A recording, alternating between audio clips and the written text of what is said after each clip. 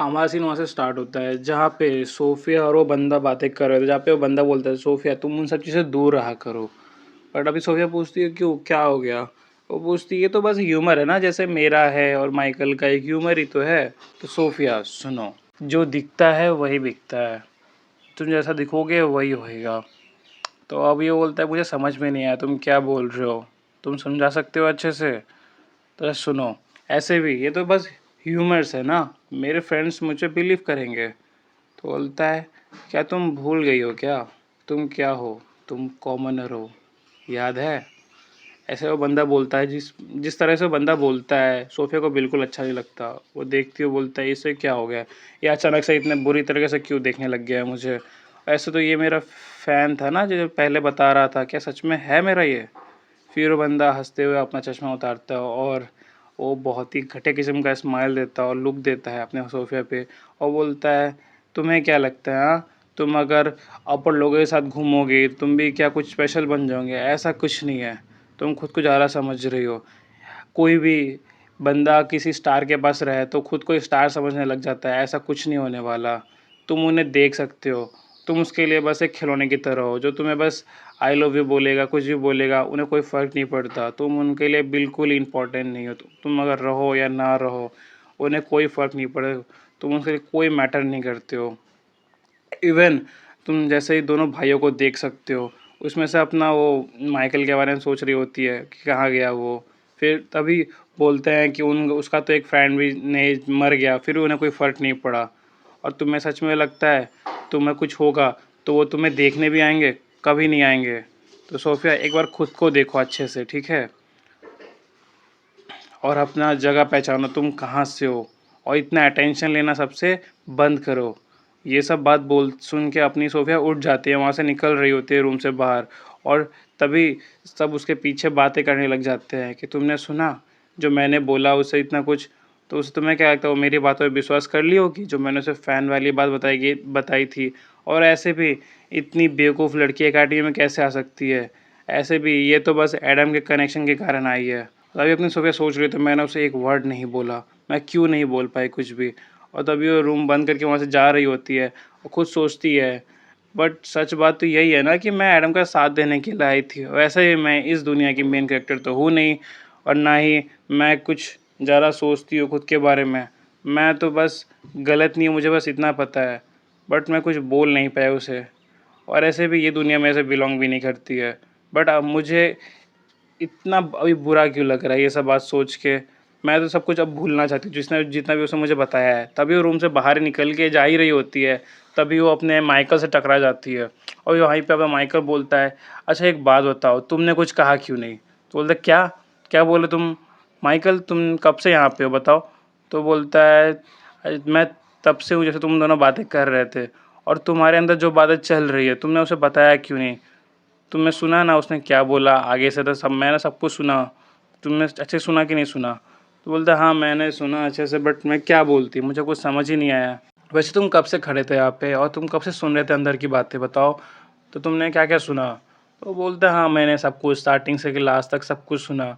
वैसे तुम ठीक हो ना, जितना मैंने सुना है?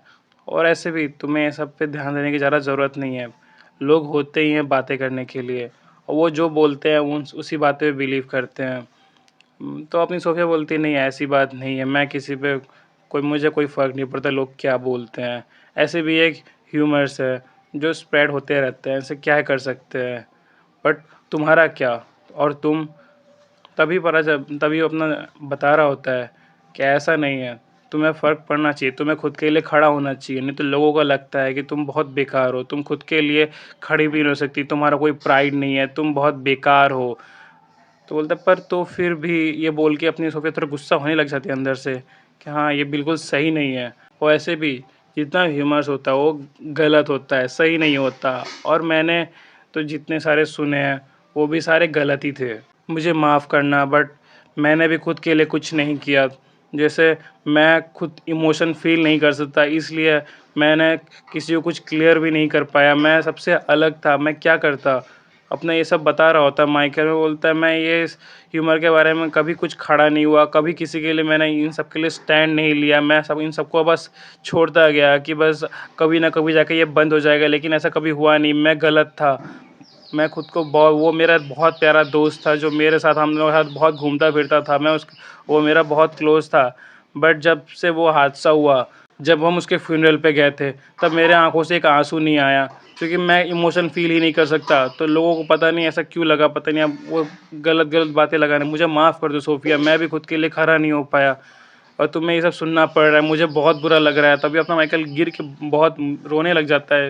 मतलब सैड हो जाता है, रो पाता है कि नहीं पता नहीं, उसके आँख से आँसू फिर भी नहीं आते, पता है वो सब कुछ प्रॉब्लम रहती है। मुझे माफ़ कर दो। वैसे भी मैं तो बस दोस्त बनना चाहता था। तो बोलता है माइकल नहीं मत रो, ऐसे मत करो खुद को। ये तुम्हारी फ़ॉल्ट नहीं है, कि किसी की फ़ॉल्ट नहीं है। ना तुम्हारी फ़ॉल्ट है, ना मेरी फ़ॉल्ट है। ये उन लोगों की फ़ॉल्ट है कि वो ह्यूमर्स को सुन के बस खुद ही सच मान लेते हैं। इसे हम दोनों कुछ नहीं कर सकते, समझे? और वैसे भी तुम कैसे हो, मैं कैसी हूँ, ये हमें पता है। दूसरों से कोई फ़र्क पड़ना नहीं चाहिए हमें।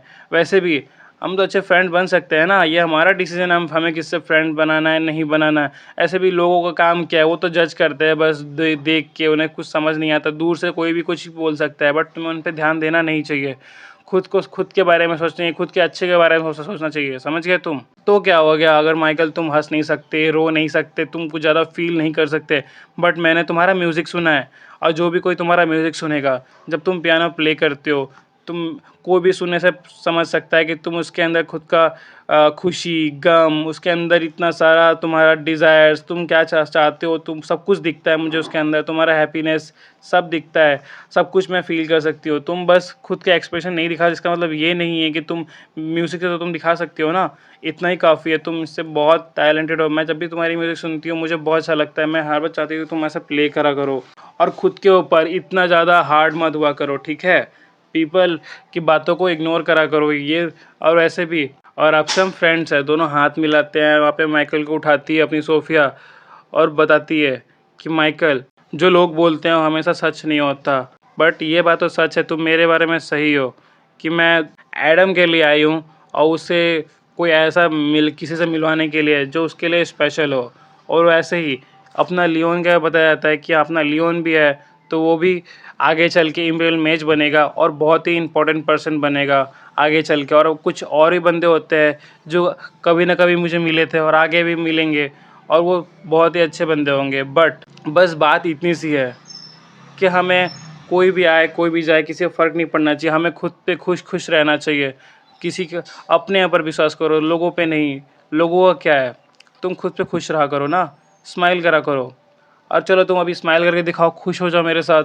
साथ दे रही होते हो उसको, हेल्प कर रही होते हो उससे रिकवर करने के लिए। That's all for today guys, फिर मिलते हैं। हो सके तो लाइक करें, कमेंट करें, सब्सक्राइब करें और सपोर्ट करें। Bye guys.